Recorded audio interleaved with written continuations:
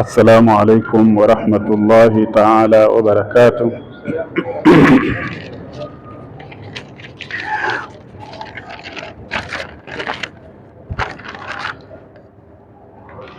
الحمد لله الذي جعل طاعته سببا لنيل الخيرات وحلول البركات. أشهد أن لا إله إلا الله وحده لا شريك له رب الأرض والسماوات، وأشهد أن سيدنا ونبينا محمدا عبده ورسوله أفضل المخلوقات صلى الله عليه وسلم وعلى آله وأصحابه إلى يوم الممات. Amma baad, baada ya kumshukuru Mwenyezi Mungu Subhanahu wa Ta'ala na kumtakia rehma na amani kipenzi chetu na mtume wetu Bwana Muhammad sallallahu alayhi wa alihi wasallam, tukiwa tumekutana tena katika juma lingine kwa ajili ya kukumbushana. Wiki iliyopita tuliweza kueleza mambo manne ambayo yanaweza kutupelekea kulipata jumba la fahari peponi kama alivyotueleza Bwana Mtume sallallahu alayhi wa alihi wasallam. Na mambo haya ni manne. Tulizungumza mambo mawili. Jambo la mwanzo tukazungumza ni itabatul kalami, mtu kuwa na maneno mazuri, maneno matamu, maneno yaliyo na faida. Jambo la pili tukazungumzia itaamu taami, mtu kulisha chakula, kuangalia walio na shida ya chakula, walio na njaa, akawa anawalisha. Hii ni sababu mojawapo ambayo pia inaweza kumpelekea mtu kuweza kupata hili jumba la fahari alilolizungumza Bwana Mtume sallallahu alayhi wa alihi wasallam, akilisifu akisema kwamba yura dhahiruha min batiniha wa batinuha min dhahiriha, asema ni jumba ambalo aliye nje anaona aliye ndani, na aliye ndani vile vile naye anaona aliye nje. Baada ya kueleza mambo mawili haya, leo hii inshallah tutakamilisha kueleza yale mawili yaliyobakia, ambapo jambo la tatu alilolitaja Bwana Mtume sallallahu alaihi wa alihi wasallam asema ni idamatu siyam, mtu kudumu na saumu ama kudumu kufunga. Si mtu akawa anasubiri Ramadhani mpaka Ramadhani ndio afunge, la, ni mtu ambaye anakuwa ni mwenye kufunga saa zote, kila wakati anafunga saumu za Alhamisi, saumu za Jumatatu, ayyamul bidhi, siku nyeupe, Ashura. Yani ni mtu wa kufunga ikiwa kuna sababu miongoni mwa sababu, na hata kama hakuna sababu miongoni mwa sababu za kumpeleka yeye kufunga, bali yeye anaamua tu kufunga lillahi ta'ala, anafunga tu mwenyewe kwa ajili ya Mwenyezi Mungu. Sasa mtu wa kufunga sana, anayedumu katika maisha yake katika ufungaji, huyu ni mtu ambaye vile vile ataweza kulipata jumba kama hili. Na saumu ni ibada ambayo ni tukufu, ni ibada ambayo ni bora, na ni ibada ambayo inamkurubisha mja kwa Mola wake subhanahu wa ta'ala. Na saumu imekusanya faida nyingi. Kuna faida ambazo ni za kiroho, kuna faida ambazo ni za kitabia, na kuna faida ambazo ni katika mwili, yani faida ambazo anazipata kiroho na kitabia, na vile vile faida ambayo anaipata katika mwili wake kwa sababu ya kule kufunga. Ama faida ambazo anaweza kuzipata mfungaji za kiroho ni atakwa, kama alivyosema Mwenyezi Mungu Subhanahu wa Ta'ala ya ayuha alladhina amanu kutiba alaykumus siyamu kama kutiba ala alladhina min qablikum la'allakum tattaqun. Na hii ni ukweli, si porojo kama wengi tunavyoona. Twafunga, lakini mwisho wa kufunga hatuna takwa yoyote tunayoipata. Ile saumu haijatupatia takwa yoyote, lakini kufunga twafunga. Sasa kosa ni mfungaji ama kosa ni yule aliyesema kwamba saumu inaleta takwa? Nani hapa ambaye ana tatizo? Ni Mwenyezi Mungu amesema uongo kwamba saumu inaleta takwa, ama makosa yako kwa huyu mfungaji mwenyewe? Mwenyezi Mungu hakusema uongo. Mwenyezi Mungu alichokisema kwamba saumu inaleta takwa ni jambo la ukweli, ni jambo la uhakika. Sasa matatizo yako kwetu sisi wafungaji. Saumu zetu ni saumu za aina gani? Kweli ni saumu ambazo zinatuletea takwa? Na ikiwa ni saumu zinazotuletea takwa, mbona hatuna hii takwa? Sasa matatizo yako kwetu sisi wafungaji. Twafunga namna gani? Ni saumu za uhakika, saumu ambazo zinatupatia takwa? Utaangalia ama ukiangalia utakuta saumu tunazofunga si saumu za kutupatia takwa, na ndiyo maana tunaikosa takwa baada ya kufunga.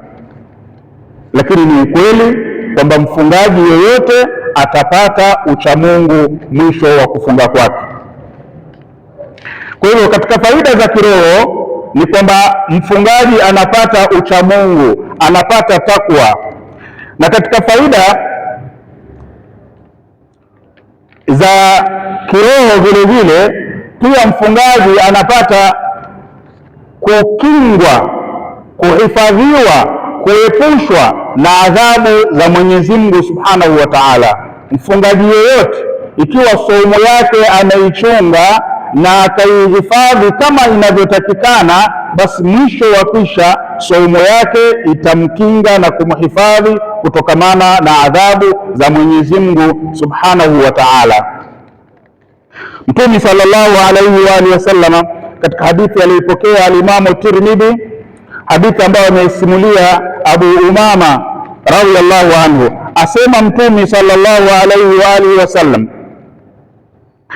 man sama yawman fi sabilillah, yeyote mwenye kufunga siku kwa ajili ya Mwenyezi Mungu, amefunga imanan wa ihtisaba, si kwa sababu ya vitu vingine, amefunga kwa ajili ya Mwenyezi Mungu Subhanahu wa Ta'ala. Mtume sallallahu alayhi wa alihi wasallam atambia, ja'ala Allahu bainahu wa baina an-nari khandakan, Mwenyezi Mungu anajalia khandak, shimo baina yake na moto wa Jahannam. Yeye atakuwa upande mwingine na moto wa Jahannam nao utakuwa upande wa pili. Katikati kutakuwa kuna khandak, kuna shimo. Shimo hili Mtume sallallahu alayhi wa alihi wasallam anasema kama baina samai wal ardhi, upana wake shimo hili ni kama mfano wa baina ya mbingu na ardhi. Ule upana utakaokuwa baina yake na ule moto wa Jahannama ni kama mfano wa upana ulioko baina ya mbingu na ardhi. Moto wa Jahannama uko upande wa kule na yeye uko upande wa huku. Hiyo ni saumu ya siku moja tu, ikiwa amefunga imanan wa ihtisaba, amefunga kwa ajili ya Mwenyezi Mungu Subhanahu wa Ta'ala, si kwa ajili ya kitu kingine. Sasa akifunga siku ya pili, ya tatu, mwezi, amefunga, tuchukue tu Ramadhani, ameishi maisha yake miaka 30, 40, 50 na miaka yote anafunga mwezi mtukufu wa Ramadhani. Tuachilie mbali sunna za Juma Alhamisi na Jumatatu, tuachilie mbali hizo, tuachilie mbali ayyamul bidh za kila mwezi. Ramadhani peke yake atakuwa mbali na moto kiasi gani? Ameishi miaka 60, 70, 80, amefunga mwezi wa Ramadhani. ukitoa ile miaka ambayo alikuwa tahta albulugh, chini kabla haja baligh, utakuta atakuwa mbali sana na moto wa Jahannam. Sharti awe amefunga imanan wa ihtisaba. Katika faida za kitabia ni kwamba saumu inambadilisha mfungaji tabia zake. Ikiwa amefunga imanan wa ihtisaba, amefunga kwa ajili ya Mwenyezi Mungu na Mwenyezi Mungu akamlipa, akaiona saumu yake namna alivyoifunga, basi saumu ile itamzuilia kutokamana na maovu na machafu, inambadilisha tabia zake, anakuwa ni mtu mwema, anaachana na maovu.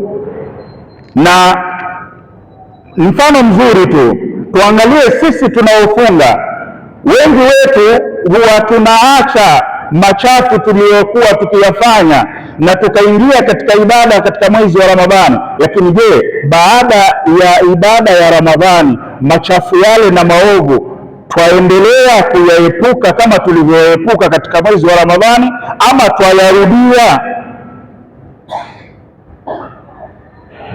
Yale maovu tumeyaacha kwa sababu ni Ramadhani, tukaingia msikitini, tukaswali qiyamul layli, tukafunga, tukatoa sadaka. Je, baada ya kumalizika Ramadhani twaendelea na yale tuliyokuwa tukiyafanya katika mwezi wa Ramadhani, ama twayaacha tuliyokuwa tukifanya katika mwezi wa Ramadhani, twayarudia yale tuliyokuwa tumeyaacha kwa ajili ya Ramadhani, yale maasi tuliyokuwa tukiyafanya? Hii ni ishara kwamba saumu tulizoifunga ina mushkil, saumu ina matatizo. Lau kama haina matatizo tungelidumu na tungelibakia ndani ya misikiti, tusingetoka. Lakini kwa nini twatoka? Twatoka kwa sababu saumu tuliyofunga ni saumu ambayo ina matatizo, ni saumu ambayo ina shida, haikufuata maamrisho sahihi yanayotakikana. Tumefunga tu kwa sababu tukaacha kula tu basi. Lakini ikiwa mtu atafunga kwa kweli kwa dhati ya Mola wake na akamaliza mwezi wa Ramadhani na saumu yake, basi hawezi kurudi katika maovu na machafu aliyokuwa akiyafanya. Yeye na maovu itakuwa ni basi. Sasa sisi wengi wetu tulikuwa msikitini tukiswali mpaka tahajjud, lakini baada ya Ramadhani tumerudi kule kule kwa yale tuliyokuwa tukiyafanya. Sasa je, ni uongo kwamba saumu haimkingi mtu kutokamana na maovu na machafu? La, ni ukweli, saumu inamkinga mtu kutokamana na maovu na machafu, lakini matatizo yako katika saumu zetu tunazofunga. Hapo ndio kuna matatizo. Wewe angalia tu kipimo, wale wote waliokuwa tukiswali nao katika mwezi wa Ramadhani, kukikimiwa wao ndio wako safu ya mbele, safu ya mwanzo, leo hii wako wapi? Wamerudi katika yale maovu waliokuwa wakiyafanya. Ni kwa sababu gani? Ni kwa sababu waliokuwa wakiyafanya hawakuyafanya lillahi ta'ala, hawakuyafanya imanan wa ihtisaba. Ndio kosa lililotokea. Lakini lau wangeliyafanya lillahi ta'ala, kwa ajili ya Mwenyezi Mungu, basi angewapatia faida, wasingerudi katika yale maovu waliokuwa wakiyafanya. Mtume sallallahu alaihi wa sallam tabia, laisa siyamu anil akli wa shurbi, saumu sio mtu kuacha kula na kunywa tu akawa yuko katika saumu kama wengi tunavyodhania. Mimi nimefunga, ameacha kula na kunywa basi. Mtume sallallahu alaihi wa sallam anasema hiyo sio saumu. Innama siyamu anil lahwi warrafath, saumu ni mtu kujizuilia kufanya maovu na machafu akiwa katika saumu, au hatofanya maovu na machafu. Na akifanya namna hiyo, basi saumu hiyo hata baada ya Ramadhani itamzuilia kufanya maovu na machafu. Lakini ikiwa tutafunga kama tunavyofunga, lakini maovu mengine twayafanya ndani ya Ramadhani, tumejizuilia kula tu na kunywa, basi baada ya Ramadhani hali inakuwa ndiyo hii, tunarudi kule kule tulipokuwa badala ya kutoka kule tulipokuwa. Na katika faida ambayo inapatikana katika mwili, faida inayoletwa na saumu, kwanza saumu inatoa ile cholesterol mbaya katika mwili, inakausha na kuondoa. Yeyote mwenye kufunga basi hawezi kuwa na hii cholesterol katika mwili wake, inatoa hiyo cholesterol katika mwili. Pia saumu inapunguza uzani wa mtu, kwa sababu ya ile njaa kila wakati, basi mizani yake inapungua, uzani wake unapungua. Lakini ukiona mfungaji katika Ramadhani amefunga lakini ndio ameongeza kilo, kama wengi tunavyoona, mtu kufika Ramadhani utamuona amebadilika, ananawiri, mwili nao umekuja umesonga, jua hapo kuna matatizo katika saumu hiyo. Saumu itakuwa haifanyi kazi yake katika mwili. Lakini mtu anafaa katika Ramadhani akiwa amefunga, basi mwili wake uanze, yani uonekane kwamba umenyea kidogo, umepungua, basi hapo jua saumu imefanya kazi katika huo mwili. Lakini ukiwa wewe unanenepa na uko katika mwezi wa Ramadhani, basi hiyo saumu itakuwa ina mushkil, haijafanya kazi yake. Na pia saumu inalipatia ini siha nzuri. Ini linakuwa na siha nzuri mtu akiwa amefunga. Na pia saumu inaweka sawa mapigo ya moyo, inarekebisha mapigo ya moyo mwenye kufunga. Lakini tunasema sharti mfungaji au amefunga lillahi taala, amefunga kwa ajili ya Mwenyezi Mungu. Ikiwa hakuna kwa ajili ya Mwenyezi Mungu, basi hapo kutakuwa kuna tatizo. Kwa hivyo hizi ni baadhi ya faida ambazo zinapatikana za kiroho, za kimwili na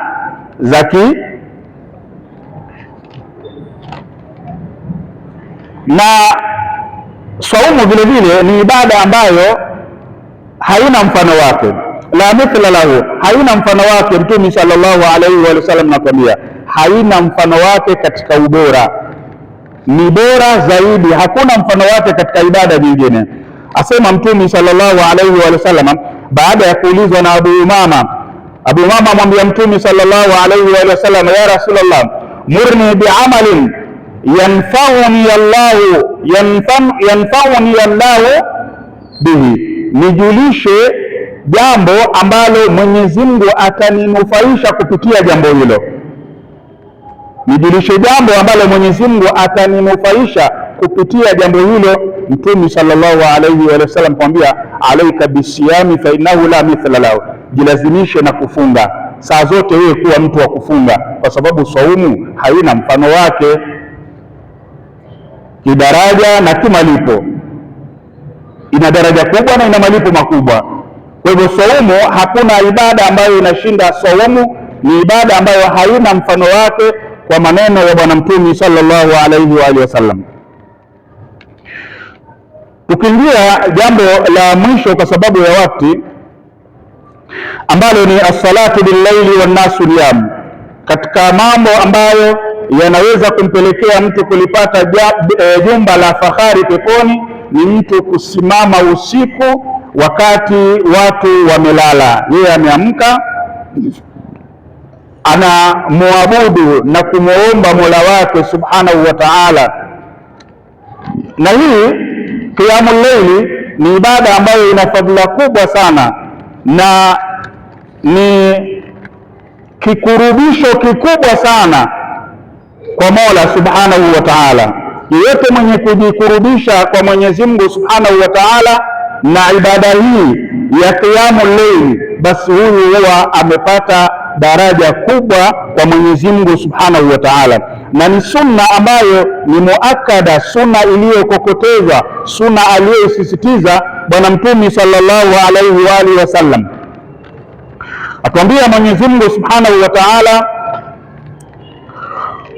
wa min al-layli fatahajjad bihi nafilatan lak asa an yab'athaka rabbuka maqaman mahmuda. Wa min al-layli, na nyakati za usiku, fatahajjad, simama sujudu kwa ajili ya Mwenyezi Mungu Subhanahu wa Ta'ala. Asa an yab'athaka rabbuka maqaman mahmuda, huenda Mwenyezi Mungu ama Mola wako Subhanahu wa Ta'ala akaweza kukufufua kwa kukuweka mahala pa juu zaidi, daraja ya juu zaidi.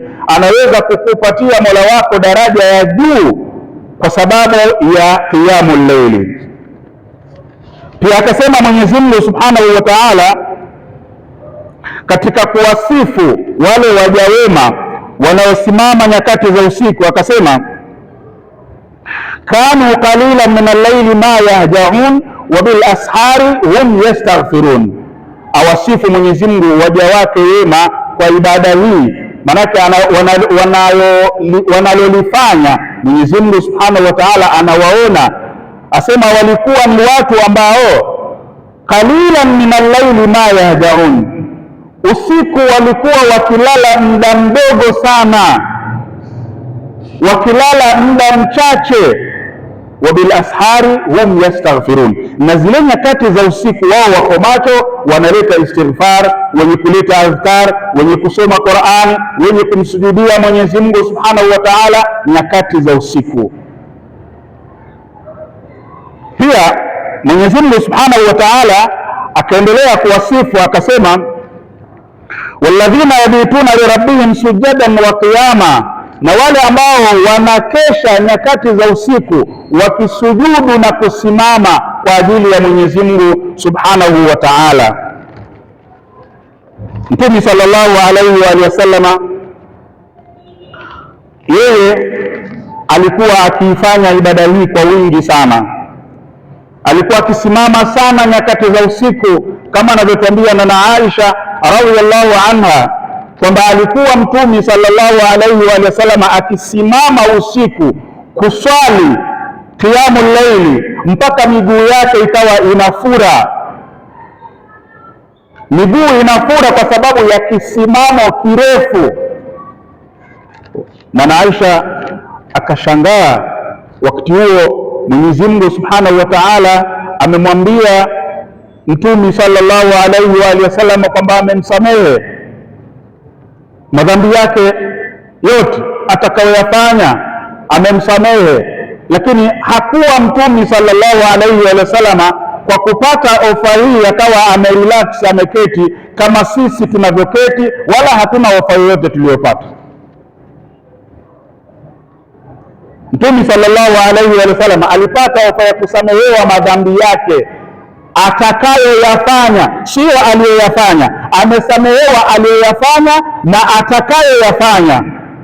Lakini je, alirelax kama sisi namna tunavyolala usiku kucha? Tena pia usiku utauona ni mdogo, fajiri itakupita wewe bado umelala.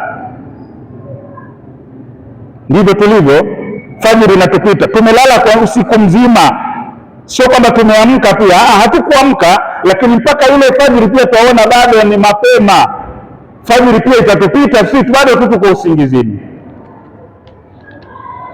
Na Aisha amwambia Mtume sallallahu alayhi wa sallam, lima ya Rasulullah, ama lima ya Rasulullah waqad ghafara Allahu laka ma taqaddama min dhanbika wama taakhar. Vipi unajichokesha, unajitia dhiki, unapata tabu kiasi hiki kwa kusimama mpaka miguu inafura, wakati Mwenyezi Mungu amekusamehe madhambi yako?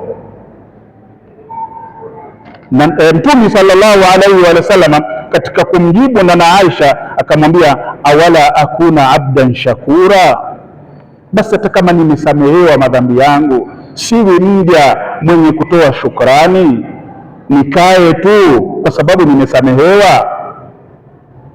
Sasa kusimama kwake Mtume sallallahu alayhi wa sallam usiku mpaka miguu inafura, asema kwamba anatoa shukrani zake kwa Mola wake kwa sababu ya kumsamehe madhambi yake.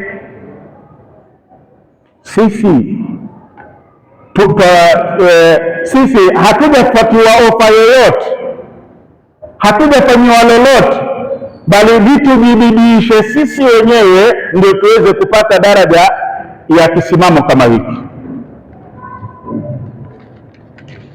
Ni kisimamo ambacho kama tulivyosema kina faida kubwa kabisa.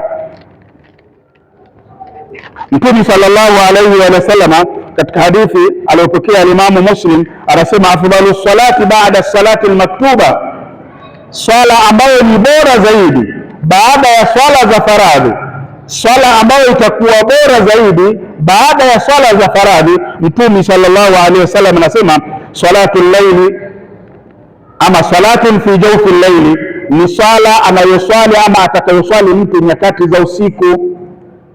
Baada ya swala za faradhi, swala inayofuata kwa ubora ni swala ambayo ataiswali mtu nyakati za usiku. Swala hii sio kwamba imewekwa imefungwa ni Ramadhani mpaka Ramadhani kama wengi tunavyoifanya. Wengi wetu tungoja qiyamul laili siku 10 tu za mwisho katika mwezi wa Ramadhani basi. Baada ya hapo kisha tungoja Ramadhani nyingine. Hatujui tutafika wala hatutafika, lakini wengi wetu tuko namna hiyo. Tukishakumaliza zile siku 10 za mwisho wa Ramadhani basi mpaka Ramadhani nyingine. Haikufungwa qiyamul layli kwa namna tunavyoifanya sisi, si ya Ramadhani mpaka Ramadhani, ni wakati wowote, na kama itapatikana kila siku itakuwa bora zaidi.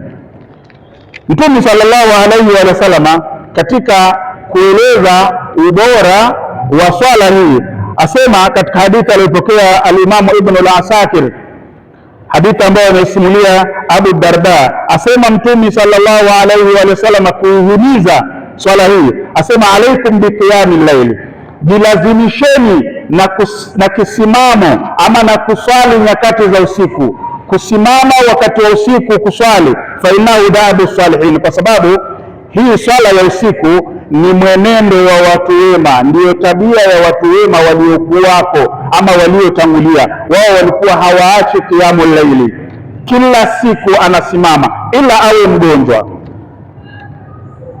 lakini kila siku yeye anasimama usiku. Kwa hivyo ni mwenendo wa watu wema waliokuwa kabla yenu.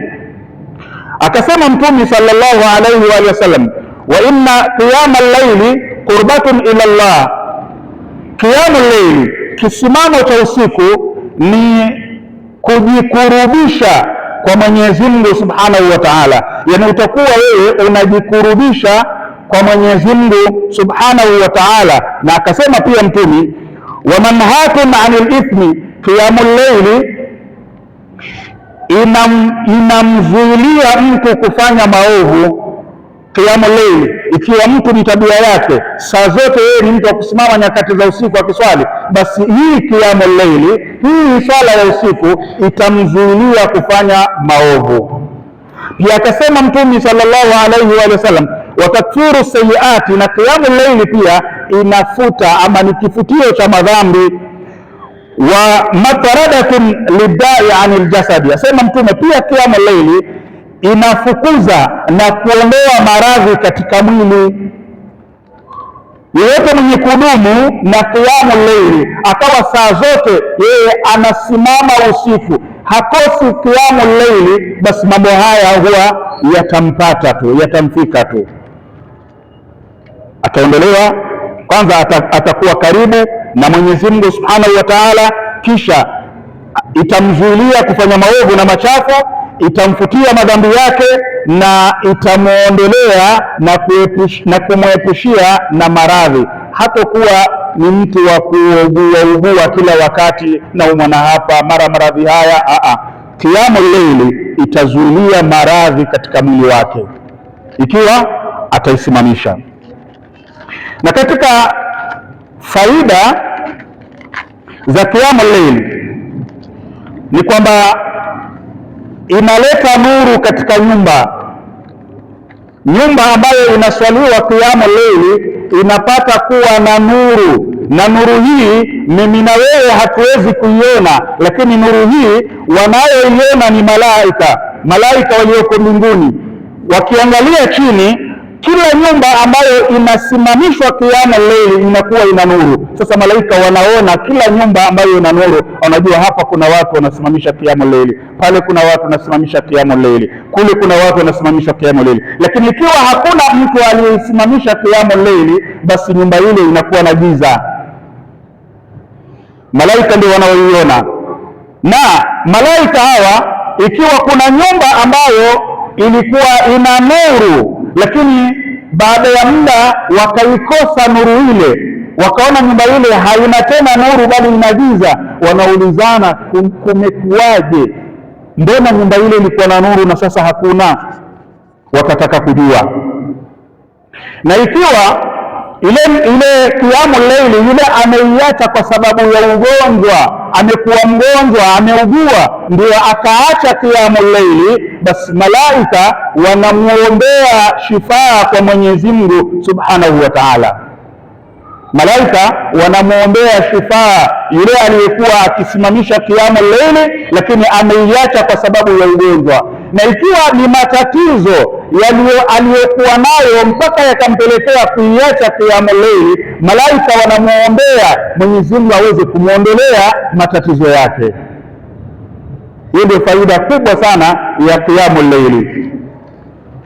Kisha inaleta baraka katika nyumba ile inapata kubarikiwa na Mwenyezi Mungu Subhanahu wa Ta'ala kwa sababu ya kiamu leili. Na pia inafukuza sheitani ndani ya ile nyumba. Ile itakuwa ni nyumba ambayo inatembelewa na malaika kila wakati badala ya sheitani. Sheitani atakuwa hapo hana nafasi ya kuingia katika nyumba kama hiyo. Na pia inampa mtu ikhlas, uchamungu, kujitakasa. Atakuwa kila analolifanya yeye analifanya lillahi ta'ala, na inamuondolea riaa, kwa sababu swala yenyewe ya usiku haina riaa. Swala ya usiku yenyewe haina riaa, na kwa sababu haina riaa, basi itamuondolea riaa katika ibada zake nyingine. Kwa hivyo kwa ufupi na kulingana na wakati, haya ndiyo baadhi ya mambo ambayo yanaweza kumfanya mtu akawa atalipata jumba la fahari peponi: kuwa na maneno mazuri, kulisha chakula, kufunga kwa wingi na kusimama usiku wakati watu wamelala. Mashara almuslimin, ya kuzungumza ni mengi, lakini kwa haya machache tujilazimisheni na haya mambo manne. Tujilazimisheni, tufanyeni bidii kuyatekeleza haya mambo manne ili tuweze kupata jumba la fahari kama hili alilozungumza Mtume sallallahu alayhi wa alihi wasallam. Kwa haya machache tumwombe Mwenyezi Mungu atujalie min alladhina yastami'una alqawla fattabi'una ahsana. Wassalamu alaykum wa rahmatullahi wa barakatuh.